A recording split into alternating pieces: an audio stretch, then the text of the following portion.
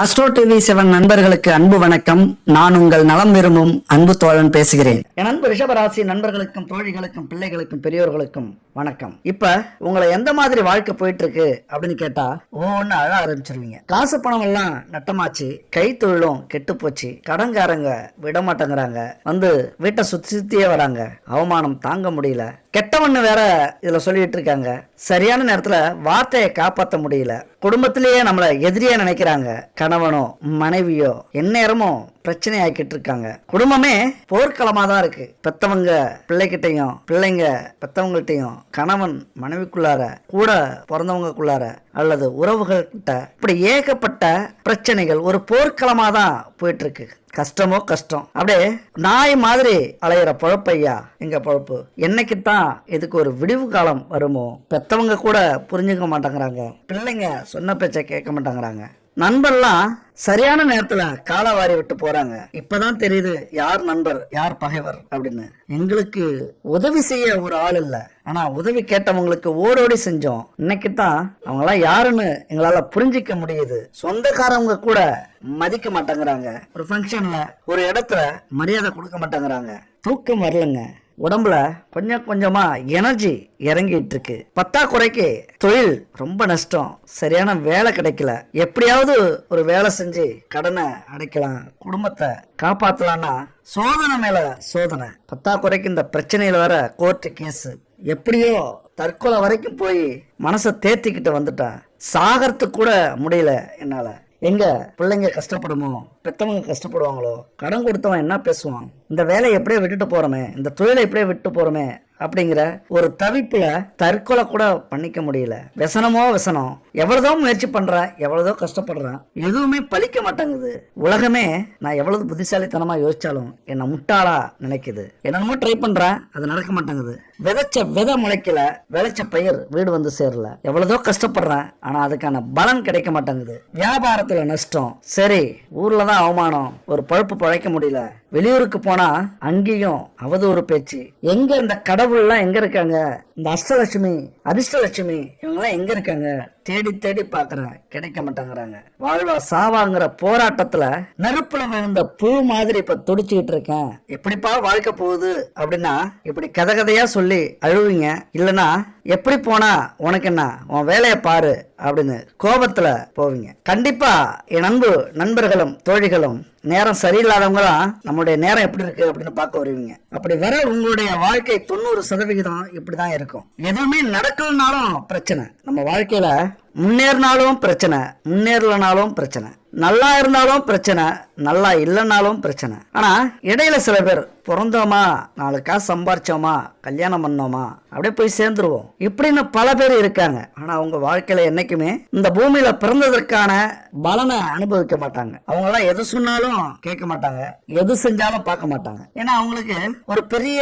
லட்சியம் இருக்காது, ஒரு பெரிய கனவுகள் இருக்காது, ஒரு பெரிய குறிக்கோள் இருக்காது. இந்த 3 வகையில நீங்க எந்த வகையா இருந்தாலும் இந்த வீடியோ உங்களுக்கு ஒரு அற்புதமான வீடியோ. ஏன்னா நம்முடைய வாழ்க்கைக்கும் இந்த கிரக அமைப்புகளுக்கும் பயிற்சிகளுக்கும் ரொம்பவே ஒத்துமை இருக்கு. ஆன்மீகத்தை பிடிக்காதவங்களும் சரி இதை ஒத்துக்கிட்டு தான் ஆகணும். இந்த ஆன்மீகம்லாம் போய் மூட நம்பிக்கை அப்படின்னு சொல்லிட்டு தெரியுற பல பேர்களுக்கு ஒரே ஒரு கேள்வி, சரி மூட நம்பிக்கை போய் தானே, வாரத்துல 7 நாள் இருக்குல்ல, அந்த 7 நாள் கிழமை பேர் என்னங்க, அந்த கிழமைக்கான கிரகம் எதுங்க, ஏன் அது மூட நம்பிக்கை தானே, நீங்க மாத்தி வைக்க வேண்டியதானே, உங்கள் அறிவியல் படி மாத்தி வச்சுக்க வேண்டியது தானே. முடியாது, ஏன்னா இதுதான் உண்மை. ஞாயிறு சூரியன், திங்கள் சந்திரன், செவ்வாய் செவ்வாய்க்கோள், புதன் புதன்கோள், வியாழன் குரு வியாழன்கோள், வெள்ளி வெள்ளிக்கோள், சனி சனி பகவான் சனிக்கோள். இப்படி ஒவ்வொரு கிரகத்துக்கும் ஒவ்வொரு கிழமை வச்சு அன்னைக்கே உருவாக்கிட்டாங்க. இப்ப முடிஞ்சா மாத்திக்கலாம்ல, முடியாது. இந்த ஒரு விஷயம் போதும், நம்ம வாழ்க்கைக்கும் இந்த கிரகத்துக்கும் இந்த பிரபஞ்சத்துக்கும் தொடர்பு நிறைய உண்டு. அதனால இந்த வீடியோவை கண்டிப்பா முழுசா பாக்குறீங்க அப்படின்னா உங்கள் வாழ்க்கையில மிகப்பெரிய மாற்றத்தை ஏற்படுத்துவது 100% உண்மை. இந்த பிரபஞ்சத்தின் மேல சத்தியமா சொல்றேன். நீங்க நம்பினாலும் நம்பாட்டியும் நான் நம்புறேன். அந்த நம்பிக்கையோட இங்க உங்களுக்கான இந்த ராகு கேது பயிற்சியை சொல்ல போறேன். இந்த ராகு கேது பயிற்சிங்கிறது அவ்வளவு சாதாரண பயிற்சி இல்லைங்க. உண்மையா உங்க வாழ்க்கையை திருப்பி போடுற ஒரு பெரிய மாற்றத்தை கொடுக்கக்கூடிய பயிற்சி. 36 வருஷத்துக்கு அப்புறம் உங்களுக்கு மிகப்பெரிய அதிர்ஷ்டம் யோகம் வருது அப்படின்னு தான் சொல்லணும். எல்லா டைமும் கிடைக்காது. இந்த டைம் மட்டும் மிஸ் பண்ணிட்டீங்க அப்படின்னா நினைச்சு பார்க்க முடியாத வருத்தத்தை நீங்க அடைவீங்க. ஏன்னா அவ்வளவு பெரிய ஒரு அதிர்ஷ்டமான ஒரு பயிற்சி இது. சும்மா கதகளி ஆட போகுது. அத்தனை விஷயத்திலையும் எதெல்லாம் ஏங்குனீங்களோ, எதெல்லாம் தவிச்சிங்களோ, எதெல்லாம் கிடைக்காதான்னு நினைச்சீங்களோ அத்தனையும் உங்களுக்கு கிடைக்க போகுது. முதல்ல சர்ப்ப கிரகமான ராகு கேது எதிரெதிர் திசையா பயணம் செய்வாங்க. எல்லா கிரகமும் ஒரு திசையில பயணம் செய்யும் போது இந்த 2 கிரகமும் என்ன பண்ணும், மாற்றி பயணம் செய்யும். ரிபிட்டா, அதாவது வக்ர நகர்வு அப்படின்னு சொல்லுவாங்க. இது ஒரு நிழல் கிரகம். 7 கிரகங்கள் தான் இருக்கு. இது நிழல் கிரகமா ஜோதிடப்படி சொல்லப்படுது. அப்ப இந்த பெயர்ச்சி மீனத்திலிருந்து கும்பராசிக்கு ராகு பகவானும், கன்னியிலிருந்து சிம்ம ராசிக்கு கேது பகவானும் பயிற்சி ஆகிறாங்க. இது ஒரு மறைவு ரகசியமான கிரகங்கள். இது ஒரு சாதாரண கிரக ஆதிக்கத்தை விட, பாதிப்பை விட மிகப்பெரிய பாதிப்பை ஏற்படுத்தக்கூடியது. அதாவது சனி கோளுக்கு இணையாக, குரு கோளுக்கு இணையாக இந்த ராகு கேது மர்மக்கோள்கள் மனுஷ வாழ்க்கையில ஏற்படுத்தக்கூடியது மிக பெருசு. இங்க என்னன்னா, சனி பகவான் நியாயஸ்தான் தர்மவான் மாதிரி, குரு பகவான் தெய்வீகமானவர் மாதிரி, இந்த ராகு கேதுக்கள் அவ்வளவு சாதாரண விஷயமா சொல்லிட முடியாது. எல்லாத்துலயுமே கலந்து இவங்க வேலையை காட்டுறவங்க. அதாவது சனி கூட சேர்ந்தா சனி என்னெல்லாம் செய்யுமோ அதெல்லாம் இவங்க செய்வாங்க. குரு கூட சேர்ந்தா குரு என்னெல்லாம் செய்யுமோ அதை செய்வாங்க. அதாவது நல்ல கிரகத்தோட சேர்ந்தா நல்ல பலன்களையும், கெட்ட கிரகத்தோட சேர்ந்தா கெட்ட பலன்களையும் கொடுக்க கூடியது. அது மட்டும் இல்ல, இந்த கிரகங்கள் கூட எப்படி சேரும்போது எப்படி மாறிக்குதோ அது மாதிரி உங்கள் மனசு கூட இது சேர்ந்து மாறிக்கும். அதாவது பச்சோந்தி மாதிரி. நீங்க நல்லது நினைச்சீங்க அப்படின்னா அதை மிக பிரம்மாண்டமா நல்லதா மாத்திரும். கெட்டது நினைச்சீங்க அப்படின்னா மிக பிரம்மாண்டா கெட்டவங்களா மாத்திரும். மிகப்பெரிய பச்சோந்தி, முக்கியமா ராகு பகவான். அதனால ராகுங்கிறது யாருன்னா, லட்சியம், பேராசை, ஆடம்பரமான வாழ்க்கைக்கு ஆசைப்படுறது. எந்தெந்த பொருள்லாம் மிக பிரம்மாண்டமா இருக்கோ, எந்தெந்த பொருள்லாம் நமக்கு கிடைக்காது வாழ்க்கையில அப்படி நினைக்கிறோமோ அதுக்கெல்லாம் ஆசைப்பட வைக்கக்கூடியது இந்த ராகு. நம்ம வாழ்க்கையில இதெல்லாம் கிடைக்காது அப்படின்னு நினைச்சாலும், என்னப்பா இப்படி சொல்லிட்ட, நீ எல்லாம் எதுக்கு பிறந்த, முயற்சி பண்ண உனக்கு கிடைக்கும் பாரு, ஒண்ணு என்ன 100 உனக்கு கிடைக்கும் அப்படின்னு ஆசையை உருவாக்கக்கூடிய கிரகம் ராகு. இதெல்லாம் தப்பு. இந்த வேலையை நம்ம செய்யக்கூடாது. இது செஞ்சா நிறைய பணம் கிடைக்கும், ஆனா செய்யக்கூடாது. தப்பு. தண்டனை கிடைக்கும். வாழ்க்கையில இது பெரிய குற்றமாயிடும். கோர்ட்டு கேஸ் ஜெயில்னு அலைய வேண்டியது இருக்கும். அடுத்தவங்களுக்கு துரோகம் பண்றது மாதிரி ஆயிடும். பாவம் சேர்ந்துரும் அப்படின்னு நினைச்சீங்க அப்படின்னா உடனே ராகு என்ன சொல்லுவாரு, பாவமாவது புண்ணியமாவது நல்லா வாழ்றத பாப்பியா, கிடைக்கிற நேரத்துல வாரி சுருட்டிக்கணும்யா, கிடைக்காத நேரத்துல என்ன பண்ணுவ, எவன் கேட்டா உனக்கு என்ன, வாழ்றதுக்காக எவ்வளவு வேணாலும் யார வேணாலும் அடிக்கலாம், யாருக்கு வேணாலும் துரோகம் பண்ணலாம், யார வேணாலும் கெடுக்கலாம், என்ன தப்பு வேணாலும் செய்யலாம். என்ன கோர்ட்டு ஜெயில் தானே, போனா 10 வருஷம் 20 வருஷம் இருந்துட்டு வெளியில வந்தா எப்படி ராஜபோக வாழ்க்கையில.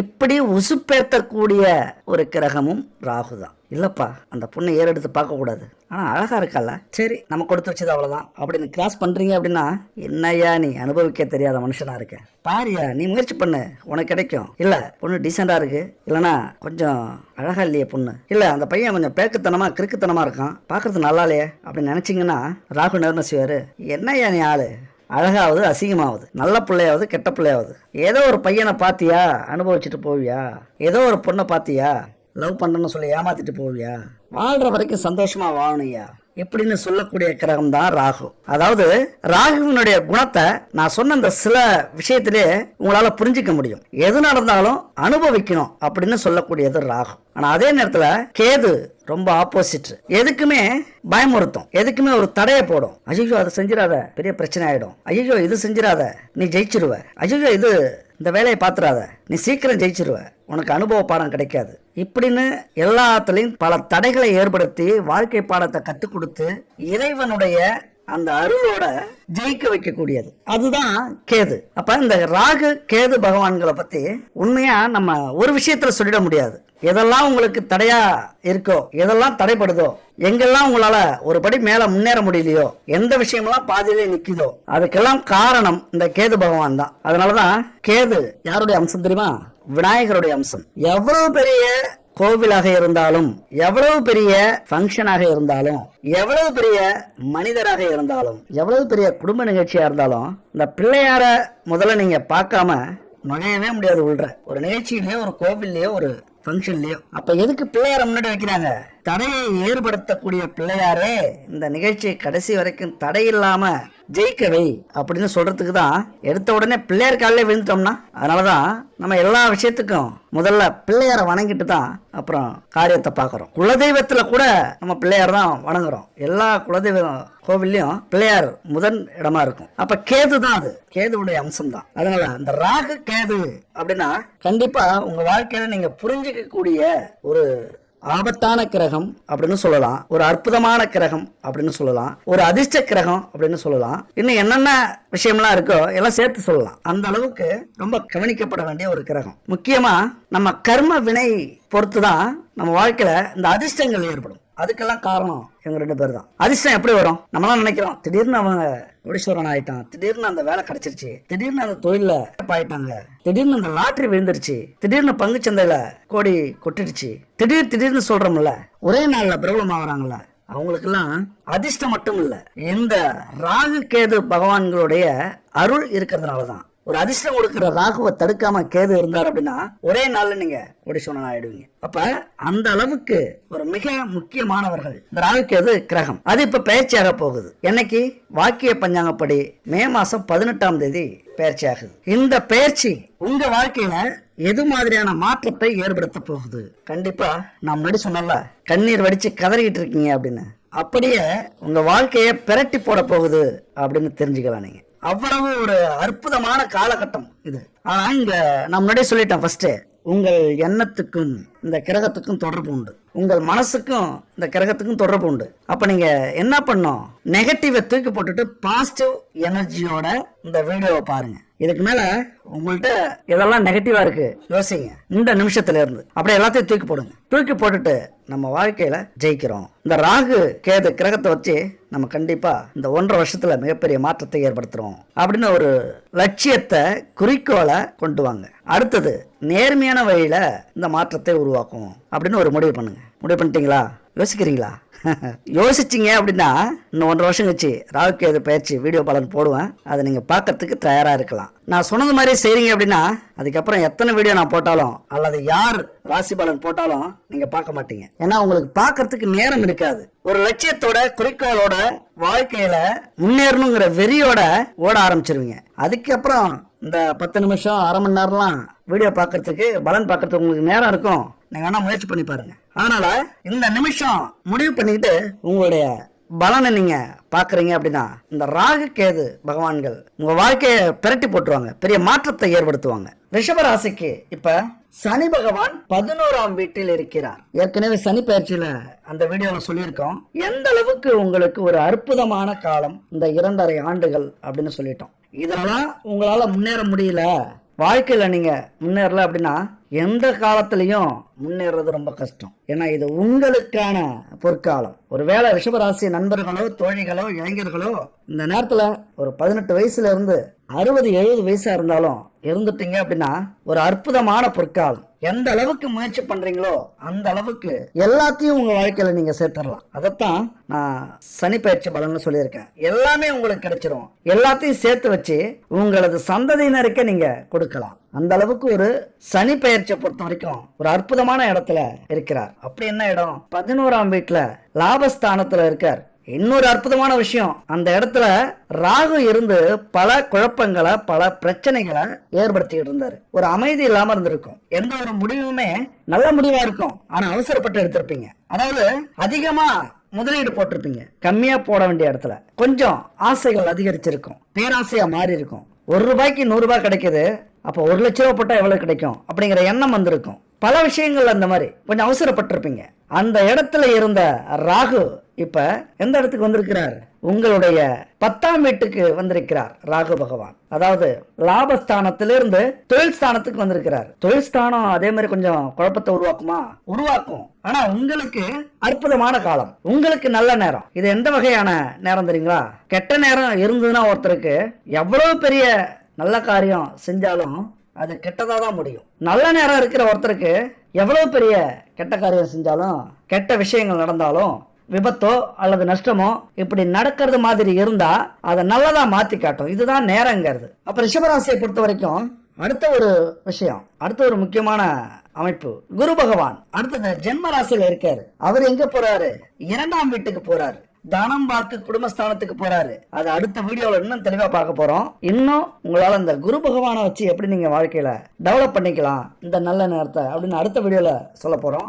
அதை கொஞ்சம் கவனமா அடுத்த வீடியோல எதிர்பாருங்க. பொதுவாவே ரிஷபராசி நண்பர்கள் அல்லது தோழிகள் யாரா இருந்தாலும் சொகுசா உல்லாசமா வாழ்க்கையில எந்த ஒரு கஷ்ட நிலைமையும் சந்திக்காம சந்தோஷமா இருக்கணும் அப்படின்னு நினைக்கக்கூடியவர்கள் இறைவனுடைய ஆசையால அப்படிதான் நீங்க இருந்திருப்பீங்க. ஒரு பெரிய பிரச்சனையெல்லாம் நீங்க சந்திக்கவே மாட்டீங்க. அப்படியே சந்திச்சாலும் அது பிரச்சனையா நீங்க எடுத்துக்க மாட்டீங்க. இதுதான் அடுத்தவங்களுக்கும் உங்களுக்கும் உள்ள வித்தியாசம். நீங்க படாத கஷ்டம் இருக்காது, நீங்க பெறாத போராட்டம் இருக்காது, நீங்க போகாத இடமும் இல்ல, படாத அவமானமும் இல்ல.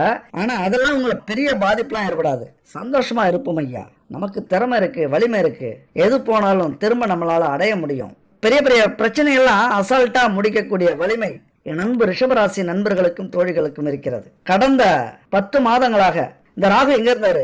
11ஆம் வீட்டுல லாபஸ்தானத்துல இருந்து கொஞ்சம் அவசர புத்தியை ஏற்படுத்தி பல பிரச்சனைகளையும் சிக்க விட்டுருப்பாரு. சில நேரத்துல ஒரு உற்சாகத்தை கொடுத்து நல்ல பலனை கொடுத்தாலும், அதாவது ஒரு வேலைக்கு போக வச்சிருப்பாரு, ஒரு வேலை மேல ஆசைப்பட வச்சிருப்பாரு, ஒரு தொழிலை ஆரம்பிக்க வச்சிருப்பாரு. ஆனா என்ன தொழில் முதலீடு அதிகமா போட்டிருப்பீங்க, கொஞ்சம் ஆசைப்பட்டு அகலக்கால் வச்சிருப்பீங்க, அதனால கொஞ்சம் நஷ்டம் இருந்திருக்கும். ஆனா அந்த தொழில் உங்களுக்கு ஒரு நல்ல வருமானத்தை கொடுக்க ஆரம்பிச்சிருக்குங்க. இப்ப ஏன்னா லாபஸ்தானத்துல சனி பகவான் வந்துட்டாரு, அங்கேயே ராகு பகவான் இருந்ததுனால கொஞ்சம் உற்சாகத்தை ஏற்படுத்தி அதிக எதிர்பார்ப்பை கொடுத்து பல விஷயங்கள்ல ஈடுபட வச்சாலும் கொஞ்சம் சில விஷயங்கள்ல அதிக ஆர்வத்துல சில தவறுகளை செஞ்சிருப்பீங்க.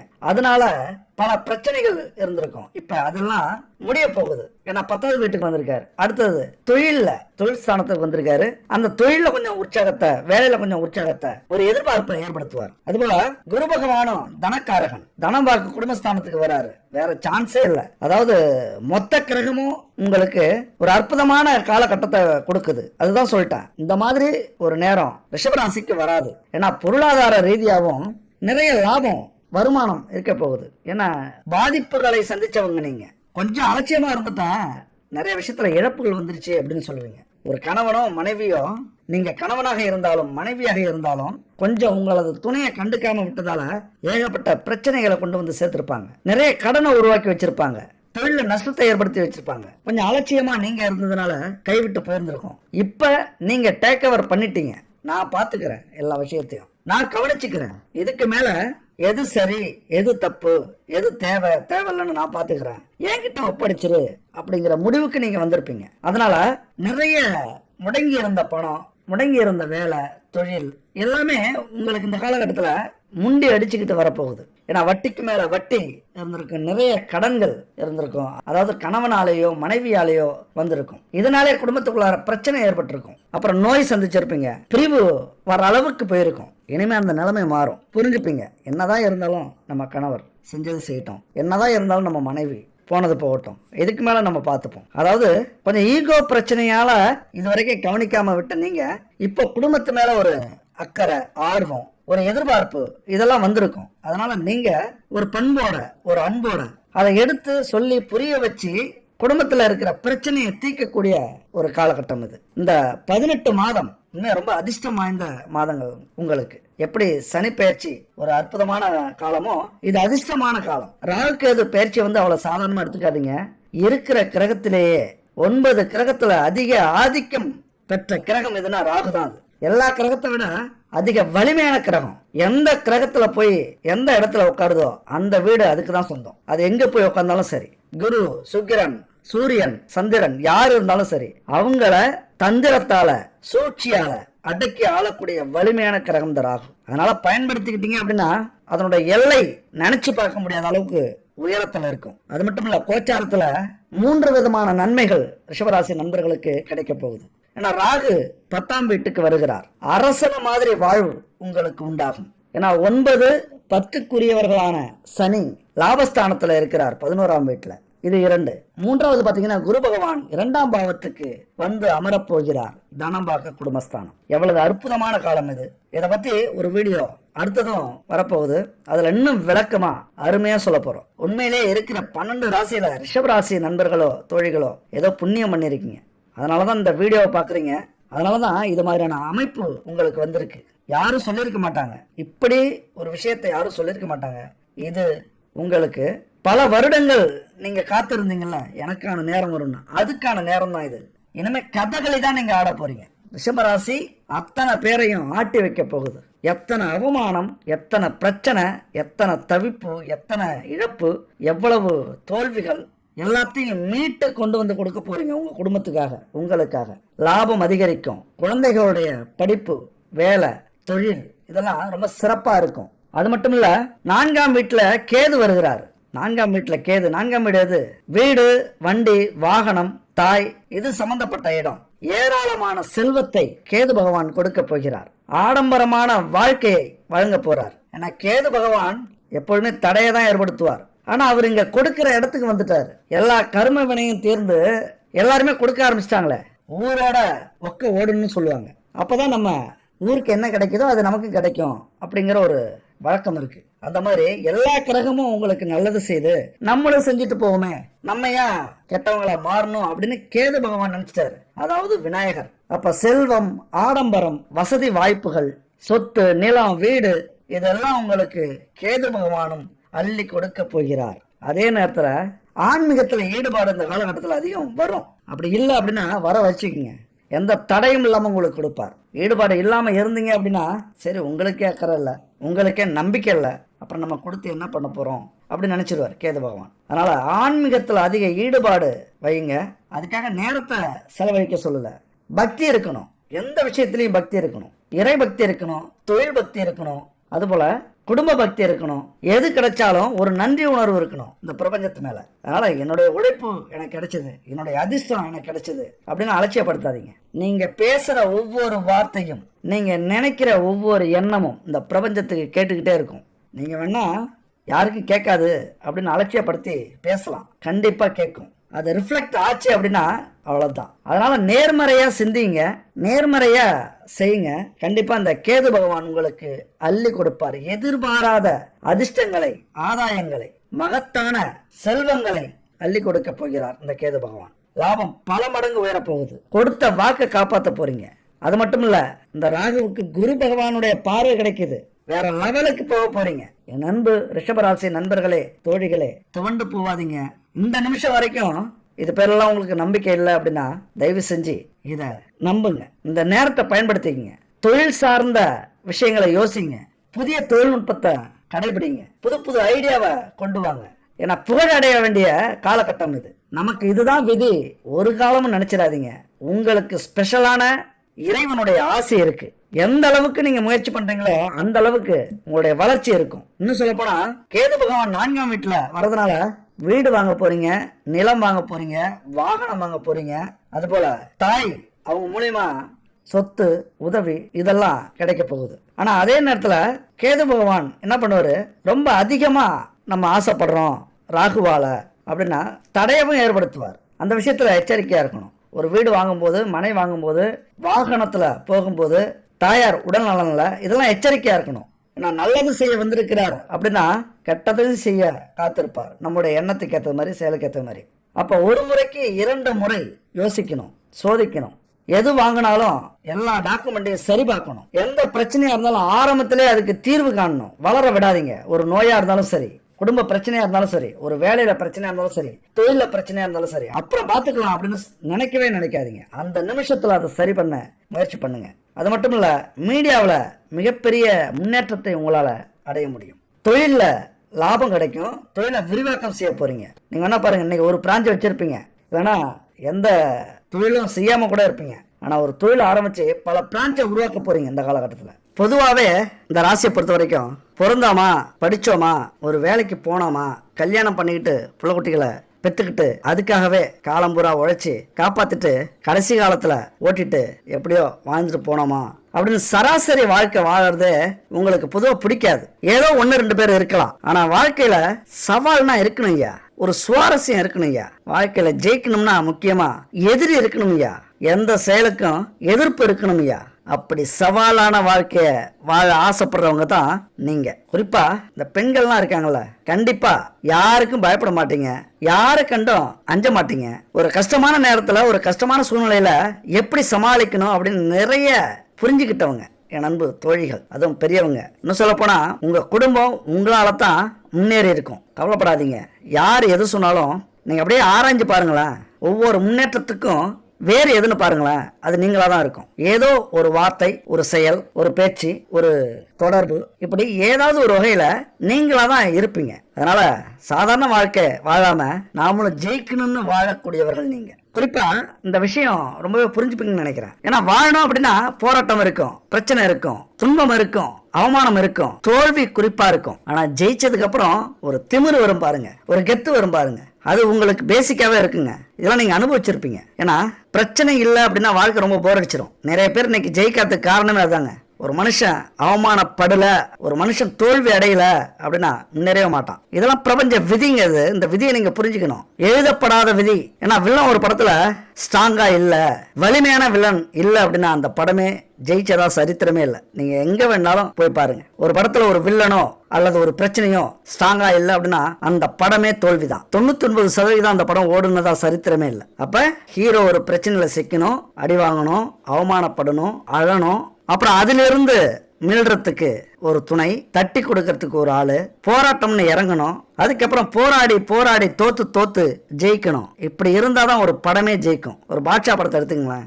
ரஜினி எடுத்த உடனே நான் பாட்ஷா அப்படின்னு அந்த கதையில ஓபன் பண்ணும் போதே ஒரு வீரத்தோட இருந்திருந்தா படம் ஜெயிச்சிருக்குமா? ஒரு கோழையா சண்டைன்னா பயந்து ஓடுற ஒரு சாதாரண ஆட்டோக்காரனா, ஒரு குடும்பத்துல ஒரு அக்கறை உள்ள அண்ணனா, ஒரு கோழையா இருந்து அவமானப்பட்டு அடி வாங்கி அதுக்கப்புறம் தான் யாரு அப்படின்னு சொல்ற இடத்துல வந்தது பாருங்க ஒரு சுவாரஸ்யம். அதுதான் வெற்றி. ஒரு வருஷம் எடுத்து 3 மணி நேரம் ஓடுற படத்துக்கு இந்த மாதிரி ஒரு விதி இருக்குன்னா குறைஞ்சபட்சம் 60 வருஷம், அதிகபட்சம் 100 வருஷம் வாழக்கூடிய நம்ம வாழ்க்கை அவ்வளவு சாதாரணமா அமைஞ்சிருமா? யோசிச்சு பாருங்க, எவ்வளவு பெரிய விஷயம். அதனாலதான் வாழ்க்கையில எதிரி இருக்கணுங்க, எதிர்ப்பு இருக்கணும், துரோகம் நடக்கணும், தோல்வி கிடைக்கணும். அப்பதான் வாழ்க்கையில ஒரு வெறி ஏறும் பாருங்க, ஜிவ்வுன்னு தலைக்கு மேல ஏறி எவன் தடுத்தாலும், எப்படி தலைக்கு மேல ஏறி நம்ம வெற்றிய நம்ம ஜெயிக்கிறத எவன் தடுத்தாலும் அடங்காத அசுரந்தா, வணங்காத மனுஷந்தா, தோளோடு தோல் நின்னா தருவானே உசுரத்தா, போருக்கு போகணும் போகணும் பொருளை எடுத்து வாயா, யாரங்க ஒதுங்கு ராயனும் வருவான் தீயா. அந்த ராயன் மாதிரி தீயா நீங்க அங்க நிப்பீங்க, எதிரிகளுக்கே சவால் விடுவீங்க. அப்பத்தான் வாழ்க்கையில ஜெயிக்க முடியும் ராசா. இல்லனா எனக்கு கஷ்டமே வரக்கூடாது, நான் பிறந்தோம் கடைசி வரைக்கும் ஜாலியா வாழணும், 9 கிரகமும் உச்சம் பெற்று அதிர்ஷ்டத்துல ராஜா மாதிரி வாழணும் அப்படின்னா இப்படிதான் புலம்பிக்கிட்டே இருக்கணும். விதி சரியில்லை, நேரம் சரியில்லை, நமக்கு மட்டும் நல்ல காலம் வராதா? இதெல்லாம் ஒரு வாழ்க்கையா? என்னடா கிரகம், என்னடா உலகம், என்னடா காசு பணம், ஏன்டா வாழ்றோம், ஏன்டா பிறந்தோம், பிறந்ததே வேஸ்ட் அப்படின்னு புலம்பிக்கிட்டே தான் இருக்கணும். அதனால வாழ்க்கையில போராட்டம் அப்படிங்கிறது ஒரு தவிர்க்க முடியாத ஒரு பாகம். எப்படி நம்ம பிறக்கிறோமோ, எப்படி நம்ம ஸ்கூலுக்கு போறோமோ, எப்படி நம்ம வேலைக்கு போனாதான் பிழைக்க முடியுமோ, எப்படி நம்ம கல்யாணம் பண்ணாதான் கடைசி வரைக்கும் வாழ முடியுமோ, அந்த மாதிரி வாழ்க்கையில போராட்டம் அப்படிங்கிறது உங்களால தவிர்க்க முடியாத ஒரு பாகம். போராட்டம் இல்லைன்னா வாழ்க்கை அர்த்தமே இல்லைங்க. இன்னைக்கு போராட்டத்தால ஜெயிச்சவங்க பல கோடி பேர். அதில் நம்மெல்லாம் யாருங்க? போராடாம ஜெயிக்கணும், எல்லாம் ஈஸியா கிடைக்கணும் அப்படின்னா எப்படி? நம்முடைய புதிய திறமைகள் இருக்குல்ல, அது எங்க இருக்குன்னு கண்டுபிடிக்கணும். முதல்ல எவ்வளவு பெரிய கஷ்டமான சூழ்நிலையிலும் அதை சமாளிக்கக்கூடிய திறன் நம்ம கிட்ட இருக்கான்னு பார்க்கணும், இல்லைன்னா வளர்த்துக்கணும். அந்த போராட்டமும் அதை சமாளிக்கக்கூடிய வலிமையும் நம்ம கிட்ட இருந்தாதான் இந்த வாழ்க்கையே ஒரு அர்த்தம். இல்லைன்னா நம்ம வாழ்ந்ததுக்கும் அர்த்தம் இல்லை, இந்த உலகத்துல பிறந்ததுக்கும் அர்த்தம் இல்லை. அதனால போராட்டம், பிரச்சனை, தோல்வி இதெல்லாம் ஒதுக்காம அதை எதிர்த்து போராடி சண்டை செஞ்சு எங்க நம்ம கோட்டை விடுறோம், எங்க நம்ம தோக்குறோம், எங்க நம்ம நஷ்டப்படுறோம், எங்க அவமானப்படுறோம், ஏன் படுறோம், யாரால படுறோம், எவ்வளவு பெரிய கஷ்டமான காலத்திலையும் ரொம்ப பொறுமையா இருந்து விரக்தி அடையாம, முக்கியமா வாழ்க்கையில நீங்க எப்படி வேணாலும் யோசிங்க. எல்லா பக்கமும் கதவை அடைச்சாலும் ஒரு பக்கம் திறந்து இருக்கும். மாற்று வழி இல்லாம கடவுள் நம்மளை சிக்கவே விட மாட்டார். நல்லா யோசிங்க. எல்லா பக்கமும் கதவை அடைச்சு நிராயுத பாணியா உங்களை விட்டுட்டாங்க அப்படின்னா அதுல இருந்து தப்பிக்கிறதுக்கு கண்டிப்பா ஒரு வழி வச்சிருப்பார். இங்க நிறைய பேர் அந்த வழியை தேடாம தற்கொலை பண்ணிக்கிறது, சோர்ந்து போயிடுறது, தோல்வின்னு கவலையாகி முயற்சி பண்ணாமலே விட்டுறது. அந்த மாற்று வழியை தேடுறதுதான் புத்திசாலித்தனம். அந்த மாற்று வழியை தேடினவங்க தான் இன்னைக்கு ஜெயிச்சிருக்காங்க. மாற்று வழியை யோசிக்கணும், அதுவும் தன்னம்பிக்கையோட யோசிக்கணும். நம்மளால முடியும், அப்படின்னு. அதனால உங்களை பொறுத்த வரைக்கும் இந்த ராகு கேது அப்படிங்கிறது இந்த போராட்டத்துக்கு ரொம்ப ரொம்ப முக்கியமானவர்கள். கேது தடை பண்ணிக்கிட்டே இருப்பாரு, ராகு முயற்சி பண்ணு அப்படிம்பாரு. ஒரு விதத்துல ராகு மிக அற்புதமான மனநிலை கொண்டவர். எவ்வளவு பெரிய தோல்வி இருந்தாலும் நம்மளை உசுப்பேத்திக்கிட்டே இருக்கிறவர். ஒரு எடுத்துக்காட்டு சொல்றேன். நம்ம பிள்ளைங்க அது ஆணா இருந்தாலும் பெண்ணா இருந்தாலும் ஒரு விஷயத்துல மட்டும் கடைசி வரைக்கும் போராடுவாங்க. அதாவது மரணம் வரைக்கும். எதுன்னு சொல்லுங்க? ஒண்ணும் இல்லைங்க, இந்த காதல் தான். அந்த காதல்ல இருக்கிற போராட்டம் வாழ்க்கையில இருந்தது அப்படின்னா நீங்க தான் கோடீஸ்வரன், நீங்க தான் வெற்றியாளன், நீங்க தான் புகழ். உங்களுக்கு தான் அந்த புகழ். ஒரு சின்ன எடுத்துக்காட்டுக்கு நீங்க வேணா முயற்சி பண்ணி பாருங்க. வாழ்க்கையில கண்டிப்பா நீங்க ஜெயிச்சிருப்பீங்க, இல்லைன்னா தோத்துருப்பீங்க. ஆனா தோல்வி எங்க கிடைச்சிருக்கும்? எப்ப கிடைச்சிருக்கும்? கடைசி வரைக்கும் போராடி அந்த தோல்வி அடைஞ்சிருப்பீங்க. நான் விரும்பின பொண்ணோ பையனோ அடுத்த கல்யாணம் பண்ணிக்கிட்டதுக்கு அப்புறம் தான் உங்க தோல்வியை நீங்க ஒத்துப்பீங்க. அதே போராட்டத்தை உங்க வாழ்க்கையில நீங்க முயற்சி பண்ணி பாருங்க. இங்கெல்லாம் தோக்கறதுக்கு சான்ஸே இல்லை. எத்தனை தோல்விகள் வந்தாலும் கடைசியா ஜெயிச்சே ஆகணும். ஆனா ஜெயிச்சுட்டு உங்க காதலை திரும்பி பாருங்களேன், அழகா இருக்கும். உங்களை நினைச்சு வருத்தப்படுவாங்க அந்த ஆணோ பெண்ணோ. இன்னும் வாழ்க்கை பொற்காலமா இருக்கும். உங்க மனசு நிறைவா இருக்கும். அந்த காதலுக்கு எடுத்துக்கொண்ட போராட்டம், வலிமை, அவமானம், இழப்பு, இது எல்லாத்தையும் உங்க வேலையில் நீங்க காட்டும்போது, உங்க தொழில காட்டும்போது மிகப்பெரிய கோடீஸ்வரரா நீங்க திரும்பி நிற்பீங்க. அப்புறம் 10ஆம் வீட்டுக்கு ராகு வரதுனால தொழில ஈஸியா ஜெயிக்க முடியாது. ஒண்ணு, நிறைய ஜெயிக்கிறதுக்கான வாய்ப்புகளையும் வழிகளையும் கொடுப்பார். இங்கதான் நீங்க உஷாரா இருக்கணும். எல்லாம் போச்சேன்னு சோர்ந்து போயிடுவீங்க. அல்ல எந்த தொழிலும் கிடைக்கலையே, எந்த வேலையும் கிடைக்கலையேன்னு கொஞ்சம் அலட்சியமா இருந்துருவீங்க. ஆனா கொஞ்சம் கூர்ந்து கவனிச்சிங்க அப்படின்னா எங்கேயோ ஒரு பாதை இருக்கும் உங்களுக்கு. அந்த பாதை பார்க்கறதுக்கு சின்னதா இருக்கலாம், உள்ள போயிட்டீங்க அப்படின்னா பெரிய உலகமா இருக்கும். இந்த காலகட்டத்தில் கிடைக்கிற அந்த வாய்ப்பு அப்படிதான் இருக்கும். நீங்க பார்க்கறதுக்கு சின்னதா இருக்கலாம், விட்டுறாதீங்க. அதுக்காக உள்ள போயிட்டீங்க அப்படின்னா ரொம்ப பெருசா இருக்கும். அந்த வாய்ப்பு, அதனுடைய பலன், அதனுடைய வருமானம், இதெல்லாமே மிக பெருசா இருக்கும். தொழில்துறையில மாற்றம் இருக்கும், தொழில்துறையில ஏமாற்றங்களும் இருக்கும், சவால்கள் இருக்கும், துரோகங்கள் நடக்கலாம். எதையுமே உங்களை பாதிக்க விடக்கூடாது. உங்களது அணுகுமுறை முன்னேற்றத்தை நோக்கி மட்டும் இருந்துச்சு அப்படின்னா உங்களை யாராலும் தடுக்க முடியாது. நல்ல பலன்களே நீங்க அனுபவிப்பீங்க. அதுபோல கேது 4ஆம் வீட்டுல இருக்கிறதுனால ஆன்மீக நாட்டத்தை அதிகரிப்பார். பக்தினா என்னன்னு உங்களுக்கு புரிய வைப்பார். சில நேரத்துல ஆன்மீக செயலில் ஈடுபடுற மாதிரியான வாய்ப்புகள் வரும், மிஸ் பண்ணாதீங்க. இறைவன் விரும்புகிறார் அப்படின்னு நினைச்சீங்க. எப்படி சொல்ல வர அப்படின்னா, யாராவது கோயிலுக்கு கூப்பிட்டாங்கன்னா உடனே கிளம்பி போயிடுங்க. யாராவது கோயில் கட்டுறதுக்கு உதவி கேட்டாங்க அப்படின்னா ஏதோ உங்களால முடிஞ்ச வரைக்கும் செய்யுங்க. யாராவது இந்த சித்தர்கள், சாமியார்கள் அல்லது மாலை போட்டுக்கிறவங்க ஹெல்ப் கேட்டாங்க அப்படின்னா அவங்களுக்கு உடனே செய்யுங்க, யோசிக்காதீங்க. இதெல்லாம் இறைவன் உங்களை சோதிக்கிற நேரம், அல்லது என்ன செய்யறீங்க அப்படின்னு பாக்கிறதுக்காக இது மாதிரியான விஷயங்களை காட்டலாம். அப்ப எந்த ஒரு குறையும் இல்லாம அந்த நேரத்துல செஞ்சிட்டீங்க அப்படின்னா அதுக்கு அடுத்தது உங்களுக்கு கிடைக்கக்கூடிய விஷயம் மிகப்பெரிய அற்புதமான விஷயமா இருக்கலாம். சோதனைக்கு அப்புறம் கிடைக்கிற எந்த ஒரு செயலாக இருந்தாலும் அது சாதனையில தான் முடியும். அதனாலதான் சோதனையை பார்த்து நம்ம பயப்படக்கூடாது, கலங்கக்கூடாது, சோர்ந்துடக்கூடாது அப்படின்னு சொல்லுவாங்க. நீங்க வேணா பாருங்க, முயற்சி பண்ணி பாருங்களா. புதுமையான அணுகுமுறை, புதுமையான ஐடியா பெரிய முன்னேற்றத்தை கொடுக்கும். பெரிய உழைக்கிறதுக்கான வாய்ப்பு கொடுக்கும். உங்களது முயற்சியினால வெற்றி கிடைக்கும். ஆனா அதே நேரத்துல 10ஆம் வீட்டுல ராகு இருக்கிறதுனால திடீர்னு மனசு அலைப்பாயும். இந்த தொழில் செய்யலாம், இது சரியில்லை, அடுத்த தொழில் செய்யலாம், இது சரியில்லை, இன்னொரு தொழில் செய்யலாம். இப்படி மனசை மாத்திக்கிட்டே இருக்கும். அந்த எதிர்பார்ப்பு உடனே நமக்கு கிடைக்கும்னு தோண வைக்கும். உடனே லாபம் பார்த்துடணும். ஒரு தொழில் ஆரம்பிச்ச உடனே அவசர புத்தி ஏற்படுத்தும், திடீர்னு மாற்றத்தை ஏற்படுத்தும். வேலையும் அப்படிதான். உங்களுக்கு நல்ல வேலை தான் கிடைக்கும், ஆனா உங்கள் மனசு அலைபாயும். ஏதாவது குத்தம் குறைய கண்டுபிடிக்கும். குடும்பத்திலே அப்படிதான். நல்ல மனைவி, நல்ல கணவன் கிடைச்சாலும் அல்லது அவங்க நல்லதே செஞ்சாலும் ஏதோ ஒரு குறையை தேட வைக்கும். அடுத்த இடத்துல அது கிடைக்குமா அப்படின்னு எதிர்பார்க்க வைக்கும். அது அன்பாக இருந்தாலும், உதவியாக இருந்தாலும், காதலாக இருந்தாலும், காமமாக இருந்தாலும், இந்த தேடல் அல்லது அதிக எதிர்பார்ப்பு இந்த காலகட்டத்தில் இருக்கும். இங்கதான் நீங்க கேர்ஃபுல்லா இருக்கணும். குடும்பத்துல அல்லது ஒரு வேலையில, ஒரு தொழில சமாளிக்க முடியாத சவால்கள் வரலாம். கலங்கிடக்கூடாது. ரொம்ப நிதானமா யோசிச்சு ஈகோ இல்லாம குடும்பத்தோட சேர்ந்து ஒரு விஷயத்த பண்ணீங்க அப்படின்னா இந்த ராகு கேது பகவான்கள் உங்களுக்கு அள்ளி கொடுப்பார்கள். அது மட்டும் இல்ல, இன்னொரு பெரும் பிரச்சனை உங்களை பொறுத்த வரைக்கும் இந்த சோம்பல் அப்படின்னு ஒண்ணு இருக்குல்ல.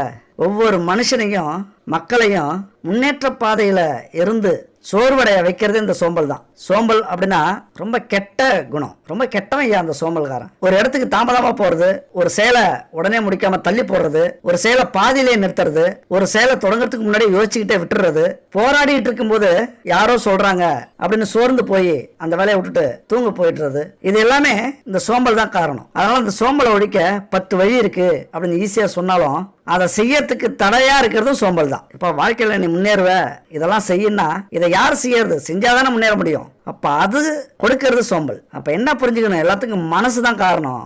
மனசை சரி பண்றதுக்கு தான் முக்கியமா இந்த அமைதியான இடங்கள், ஆன்மீக நூல், ஆன்மீக இடம், கோவில், தியானம், மந்திரம், இதெல்லாமே இந்த சோம்பலை நீக்கிறதுக்கு தான். ஒரு 10 நிமிஷம் யோகா செஞ்சு பாருங்களேன், நீங்களே சுறுசுறுப்பாயிடுவீங்க, உற்சாகமாயிடுவீங்க. ஓம் நம சிவாய அப்படிங்கிற ஒரு மந்திரத்தை 1 மணி நேரம் சொல்லி பாருங்க. ஓம் நம சிவாய, ஓம் நம சிவாய. இது மாதிரி 1 மணி நேரம் சொல்லுங்க, உங்க மனசு அமைதியாயிடும், தெளிவான சிந்தனை பிறக்கும். இந்த மனசை இயக்கிறது யாருங்க? நம்ம தாங்க, நம்ம கையில தாங்க இருக்கு. அதிக சுறுசுறுப்பா இருக்கிறதும் தப்பு, சில நேரத்துல பரபரப்பா மாறுறதும் தப்பு. அப்பயும் சோம்பல் ஆயிடுவோம். நம்ம மனசும் செயலும் சீரா இருந்தது அப்படின்னா கண்டிப்பா நம்ம வாழ்க்கையில மிகப்பெரிய வெற்றி அடையலாம். எப்பொழுதுமே நம்ம ஆசைக்கு நம்ம மனசை பறி கொடுக்க கூடாது. நம்மளுடைய எண்ணத்துக்கு தான் நம்ம ஆசையை கட்டுப்பட வைக்கணும். நம்ம எப்ப என்ன நினைக்கிறோமோ அதை செய்யணும், மனசும் உடலும். அடுத்தது பரிகாரம். பரிகாரத்துக்கும் நம்ம காரணம் சொல்லணும், அப்பதான் புரியும் உங்களுக்கு. பரிகாரம் எதுக்குங்க? எல்லாரும் பரிகாரம் பொய்ன்னு சொல்றாங்க. பரிகாரங்கிறது காசுக்காக ஏற்படுத்தப்பட்ட விஷயம். பணம் சம்பாதிக்கணும்னு நிறைய ஜோதிடர்கள், சாமியார்கள் ஏற்படுத்தின ஒரு விஷயம். பரிகாரம்னு ஜோதிடத்துல இல்லவே இல்லை அப்படின்னு நிறைய பேர் சொல்லிட்டு இருக்காங்க, நிறைய ஜோதிடர்களே சொல்லிட்டு இருக்காங்க. ஆனா உண்மை என்னன்னா, விதியை மதியால வெல்லலாம் அப்படிங்கிற ஒரு விஷயம் உங்களுக்கு தெரியும். அப்படிங்கிறது இறைவனுடைய வழிகாட்டல். சரி, மதியாலையும் முடியல, அப்ப எதியா கதி? யார் கதி? இறைவன் தான் கதி. அப்ப இறைவனை கையெடுத்து கும்பிட்டா அந்த விதி மறைஞ்சிடுமா, மாறிடுமா? அப்படின்னா எல்லாருமே கும்பிட்டுட்டு கஷ்டப்படாம வாழ்ந்துட்டு போயிடுவாங்கல்ல.